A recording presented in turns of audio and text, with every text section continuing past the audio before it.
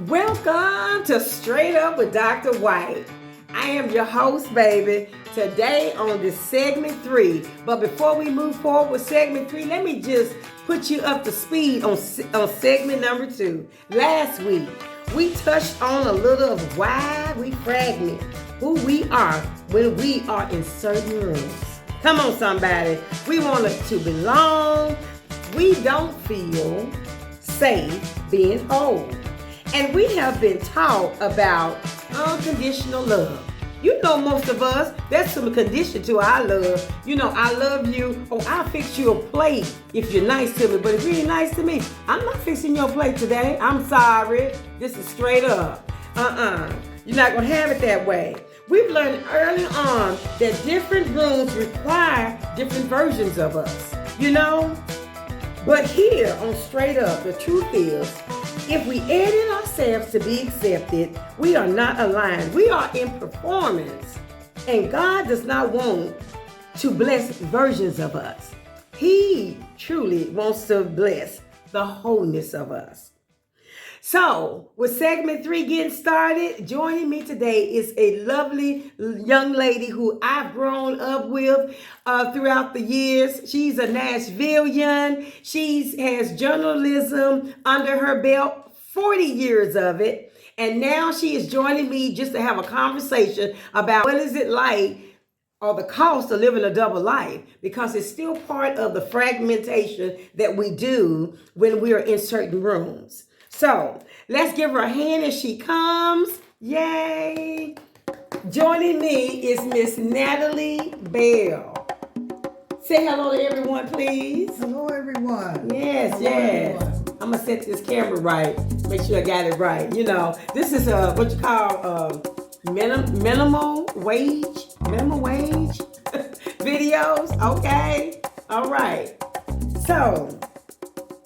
Just to start off, let me say it's very taxing and it's work overload when we try to live a double life. You know, even though I have some notes here to kind of lead us on, emotionally exhausted it can become when we are trying to live a double life, because sometimes we have to show up when we don't really feel like showing up. You know, I mean, I've done it, like when I go to work, sometimes the weekend has taken its toll. Like, this is Super Bowl weekend. We all gonna be out. We're gonna be up late, and I already know we're gonna go in there. And you really don't really feel like getting up for Monday morning, but we have to go. You know, some of us have to go.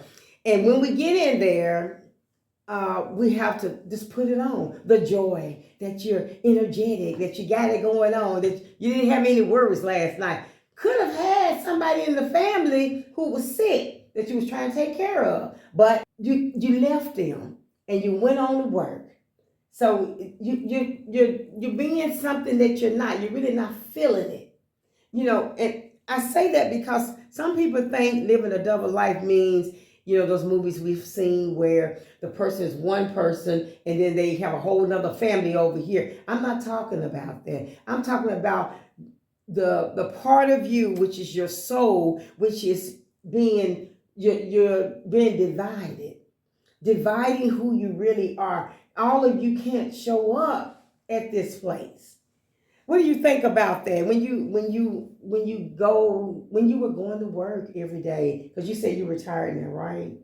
Well, I'm semi-retired. Okay, so tell the audience a little bit about what you're doing now and how your life has been from the 40 years to what you're going to be walking into now.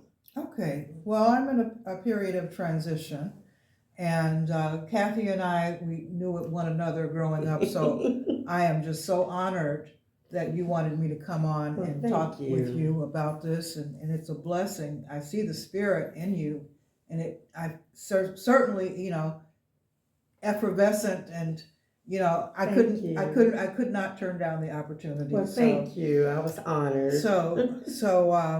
And I know your whole family, and I know you know my whole family. Absolutely. You know what it was like growing up in the 70s and 80s here in Nashville. Absolutely. Well, we graduate from high school, we go on into our individual lives. I graduated and went away to college, Howard University in Washington, D.C. All right, honey, that's on hand. Look at you, From girl. there, Howard University. I was interacting with people, a lot of from different places that I knew. I had grown up in the South, so a lot of the folks there are from the East Coast, and it seems like, I don't know, for whatever reason, my career from that point, after I graduated from Howard, went into a different trajectory. And so I didn't come back home to Nashville to live until just about 9 years ago. Wow. Yeah, so I was away for 37 years. Oh, wow. I came back in 2017. And so over those 37 years, I lived in 4 different states. I pursued a career in journalism. I was a reporter. Right. Broadcast. About you, wonderful. And it fit you nicely. Well, I had grown up in the theater. You may remember when we were at Whites Creek. And we came up during the time of desegregation. It was still going on at that time. Absolutely. It was the later years of it, but it was still a desegregation process going on in the schools. And so we know what that was like, and we carry a particular, I think, just mindset and experience of having gone through desegregation when the schools had been segregated, not too long before we were in school. Right. So I appreciate being able to talk with someone who knew me from those early years coming of age. And so now that I've come back here, I am a different person. We're all different. Our lives have moved on. Right. And so I'm finding it hasn't been easy. Mm-hmm. When I first moved back here in 2017, both my parents were alive. In the 9 years that I've been here, they've passed. They've gone on, and that's been very difficult. But I'm so blessed. And I'm sorry to hear about that because, because we all were in, like you said, growing up in the same neighborhood. We would walk around. I mean, you talk about kids going blocks away from home. We could walk in our neighborhood. It was gravel on the streets when we all moved in there. So our neighbors knew each other. We knew each other's parents. Mm-hmm. We walked into each other's homes. Matter of fact, we felt comfortable. So when you spoke about the segregation, desegregation, I don't think we felt that impact that our parents felt because we felt so much at home. We sat at the table with our mother and father. Kids today, they don't have that advantage. They don't have that. There's no father there. Most of them are even in staying in hotels and displaced, going from place to place, apartment to apartment. 1 minute they're living in this apartment for 3 months, and you hear about us because I'm in education. I was in healthcare for 16 years. I'm in education. I see where students are being moved around. And they say, well, Dr. White, I'm not going to be in school next week because we're moving. I'm like, what?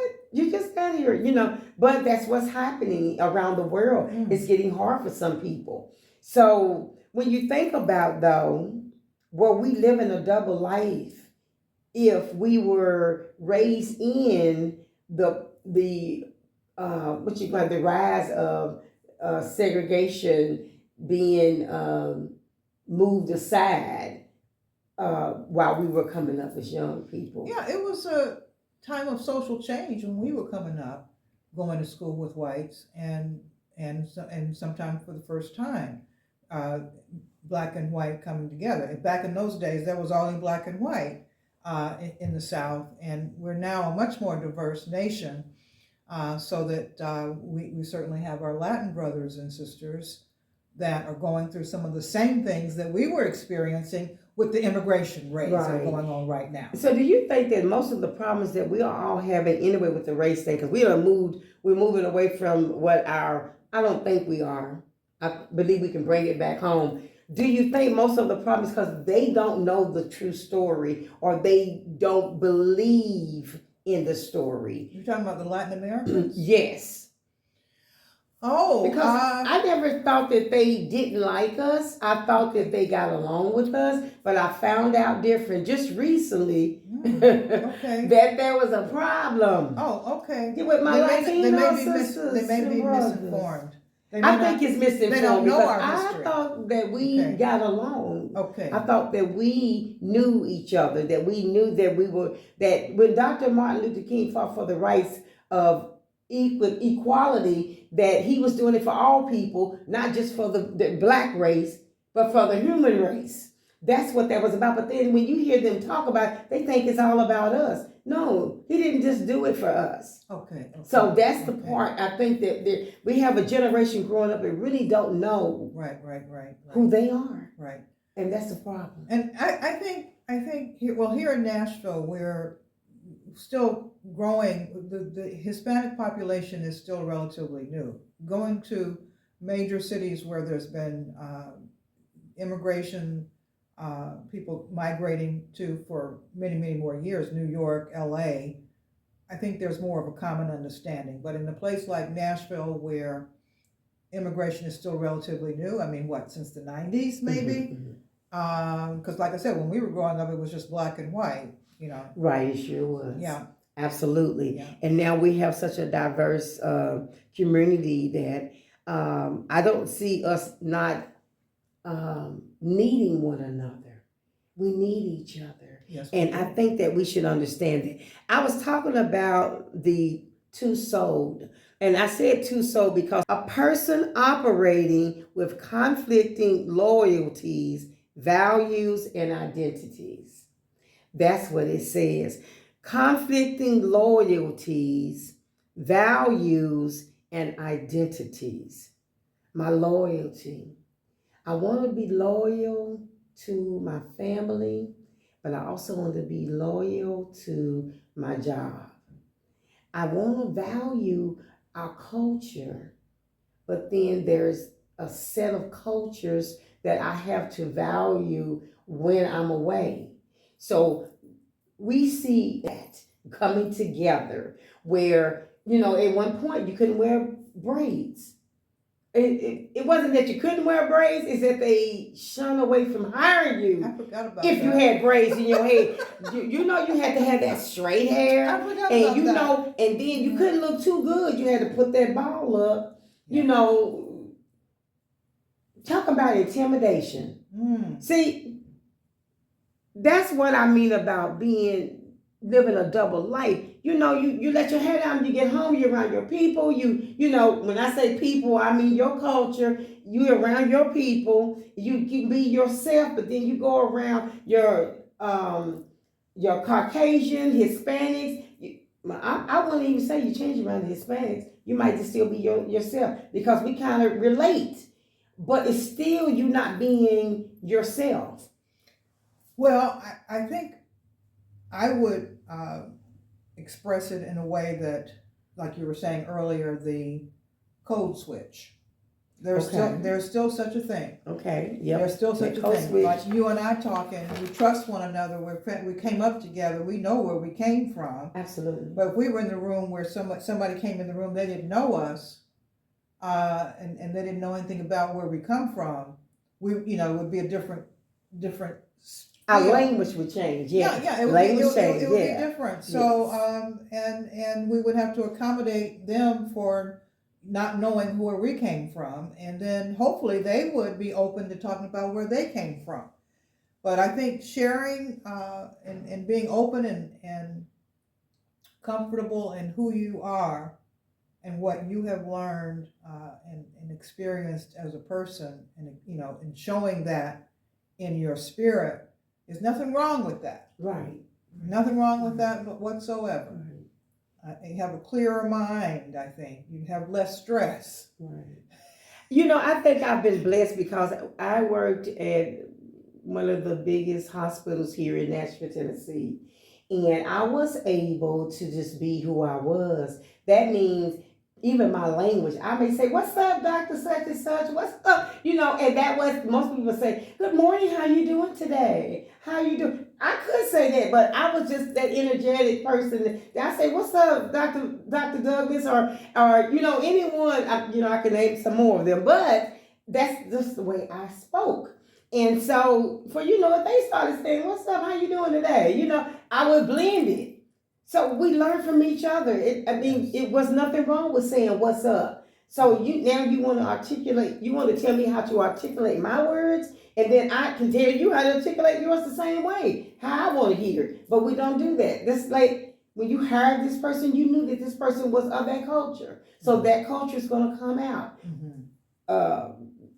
Don't work on a job that you know that you got to change the whole you. Oh, You can't Lord. be who you are. Oh, And if God. you can't be just who you are, be respectful. Mm. Be honest with yourself. Don't be phony.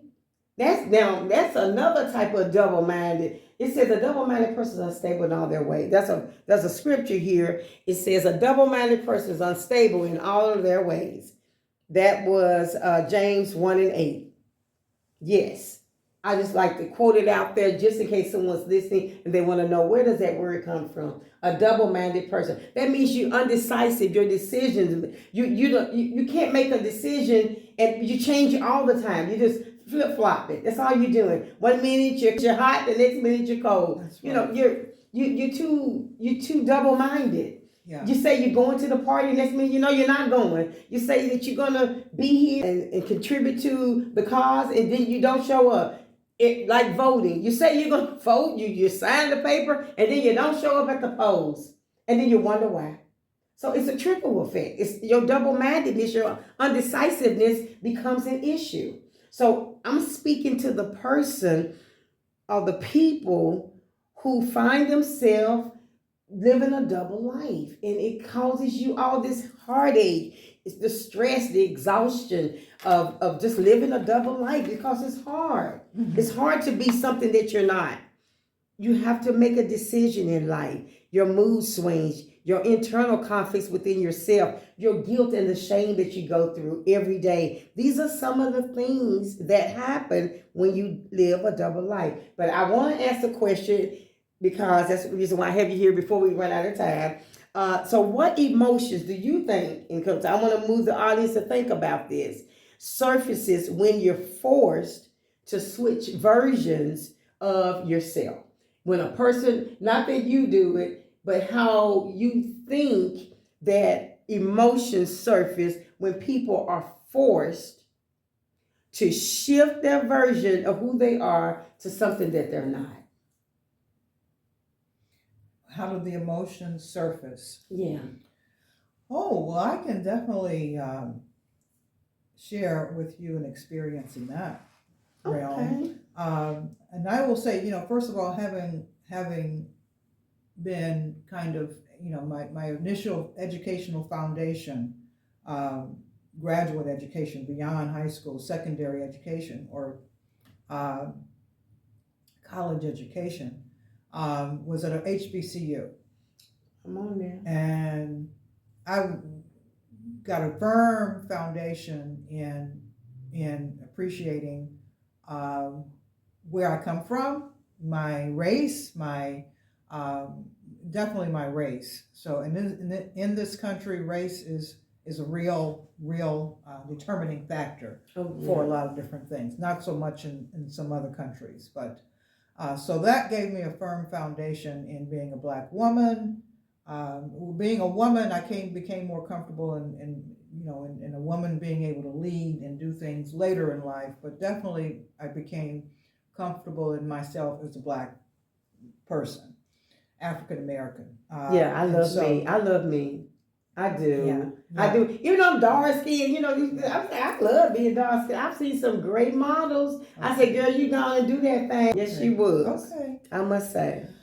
Well, race is something that I definitely have, like I said, I had a strong foundation in learning the value of African American contributions to this world. And so I never had, never doubted or had a need to not be who I am, other than I am, or to act the way that I feel that I should act.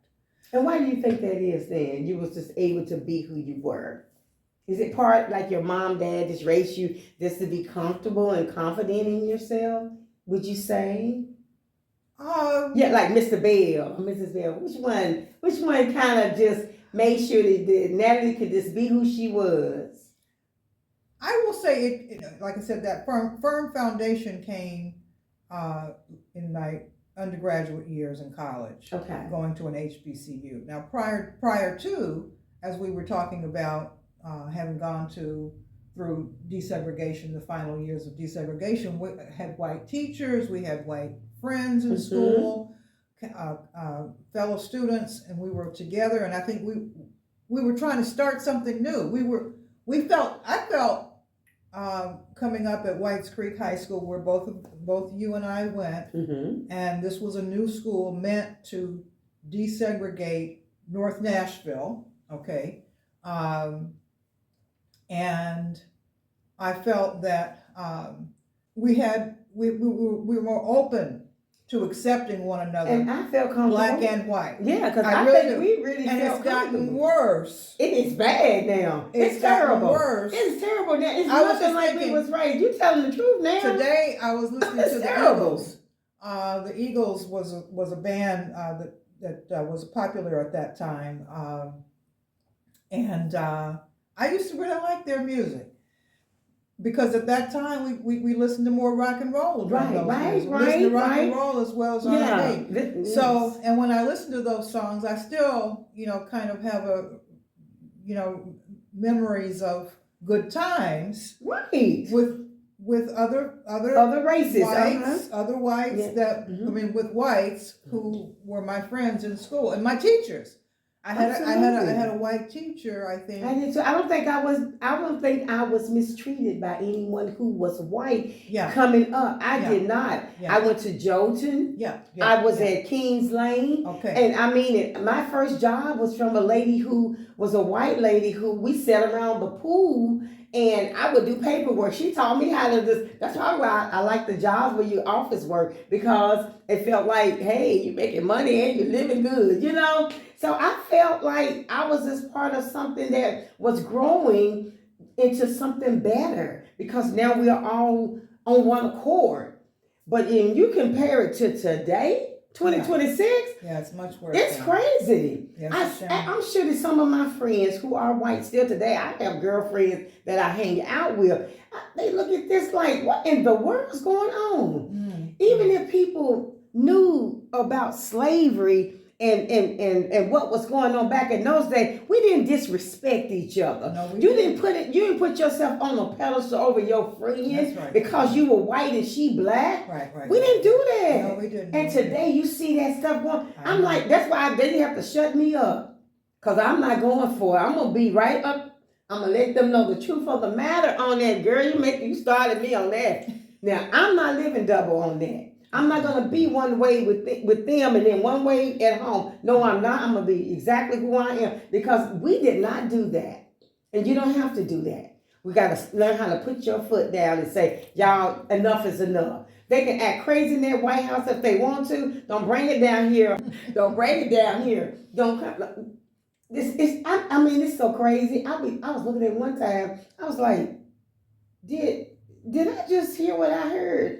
They said, yeah, you really heard it, but they crazy. What is the world coming to? So, that's why it's important to trust in God. If you don't have a relationship with Jesus Christ, you better get to know him. Because if you think that you are exempt, white, black, Hispanic, whatever, Japanese, Chinese, I don't care what you are, it rains on the just as well as the unjust. And it will happen to you.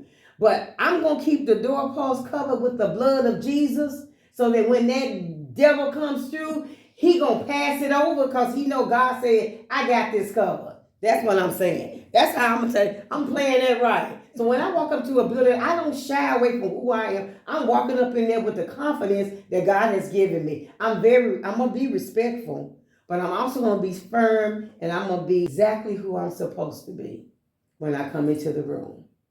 Because that's why you asked me to come into the room. See, God knows who he's made you to be. So he's asked you to come into a room But if you can't be the person he needs you to be in the room, he'll get someone else. Because God has some soldiers, some ambassadors that are not afraid. As Daniel, Shadrach, Meshach, and Abednego. Come on there. What did they say they're going to do? They're going to eat the foods that God has ordained for them to eat because they don't want that other mess. And they had to hold to that. Even though there is always somebody looking to put you on post. That's what that little devil did before the king had to come and say, well, just do it this one time. And no, you're not going to do it even that one time because you know who God is. You know who you serve. And yet there will be a fight every now and then in your life because the race is not given to the swift, nor the battle to the strong, but to the one that endures to the end. You got to endure it like a good soldier. Yeah, I've had some fights I've had to fight. So you're talking about those things. And I'm telling you that I've been through some of those things too. So we know. So go ahead and finish that story there. That question was the emotions. The emotions surface when we're forced to switch. And you know that why they are? Because we are who we are. Right. We don't want them to switch. You don't want to be somebody who you're not either. So yes, it brings out an emotion. You saw that emotion when I went, honey, please, let me tell you. Ooh, Jesus. Help us, Lord. The soul is split. I wrote that down. Our soul encompasses our mind, our intellect, our thoughts, our reasonings, the will, our desires, our choices, emotions, feelings, passions, and affections. All of that comes into play when we are being divided. You want me to separate my feelings from my emotions. You want me to separate my desires from my choices. And then you want me to separate my intellect from my thoughts. So you want me to think on a level, but you don't be intelligent about it. So that remind you of something. Being in a job where, you couldn't be too smart. See, I'm moving on something. So we don't have to say it all because all you need to know is that you had to be a person who can think, but you couldn't think too highly. Yeah. Okay? Yeah. So that's a whole nother story for another day. Just being straight up. That's what it is. But you know what? Matthew 6:24 says, no one can serve two masters. You're either going to hate one and love the other, or you're going to love one and hate the other. So you have to decide. Decide on who you're going to serve. You're going to either serve God or you're going to serve man. Because man going to put you in a fix every now and then. You got to be able to stand on it. But only way you're going to be able to stand is know what does God say. So that moves us right into the pitfalls. We got some pitfalls that we fall into when we live a double life. And that is relational inconsistency and decision-making confusion. And I already spoke about some of those because our decisions become very confusing when we are double-minded. So yeah, just going back to that story that you was telling about how you were experiencing something in your undergrad. Was it in the undergrad? You was telling a story about how you got most of your confidence from how to just be true to who you were when you entered a room. I definitely, got that strong foundation in appreciating African American heritage, history, and heritage. Right, and they don't even talk about a lot of that today in the schools. You know that, right? Isn't that amazing? Oh, it is. This is Black History Month. Yes, it is. And I can say that last year at the school that I attend, we did have a Divine Nine program where we introduced the students to the possibility of when they go to college, how they can pledge in different organizations that are part of the D9. Okay. I'm a Sigma. Okay. So yeah. So that's the reason why. Wonderful. And so being part of that, I'm able to share the history of where that comes from and where it started from. A lot of this helps students decide of what is the excitement about going to college. You want to get them excited about it. Nowadays kids say, oh, why should I go to college? They downplay it education has always been important. Mm. And if you don't have education, then what do you have? Illiteracy to the max. Kids that are not learning. Mm. Mm-hmm. Delayed purpose, missed opportunities. Because if you're not educated on some things that you need to be educated on, there will be missed opportunities. And fatigue and burnout. You know, working 2 or 3 or 4 jobs can burn you out. Mm. Tell me You're about it. tired. Yeah. But if you're educated and you get educated in the field and the purpose that you are called to be in, you will flourish in that area. Mm. But you don't know that because nobody's teaching you about your history. So I like that you brought that up. You're bringing this up because we need to know. A kid just asked me the other day, and this is within last week, why should I know history? Why we gotta know about the colonists and the patriots? Because they were asking me that, and in the 4th grade. Mm. So that's why. And I had to give him a little, I don't want to use up this time talking about what I spoke with that person about, but I showed him how you need to know where you were before you know where you're going. Mm-hmm. You do need to know that. Okay, absolutely. I've definitely, in my as I've grown older, become more appreciative of history, and certainly, as I said, journalism is not today what it was. So I've become more interested in writing about history. Wow. And have you written some books? So I have a book that I co-authored. It's about a freedom rider. It's about the civil rights movement. Okay. In another state. Civil rights movement was kind of a regional movement. So what happened here in Nashville was the sit-ins. You know about that. But then in other places, different things happened. So the bombings in Birmingham, as for example. Wow. So can you give us the name of the book right off? I'm gonna actually make sure I put a picture up. Oh, okay. It's called Autobiography of a Freedom Rider.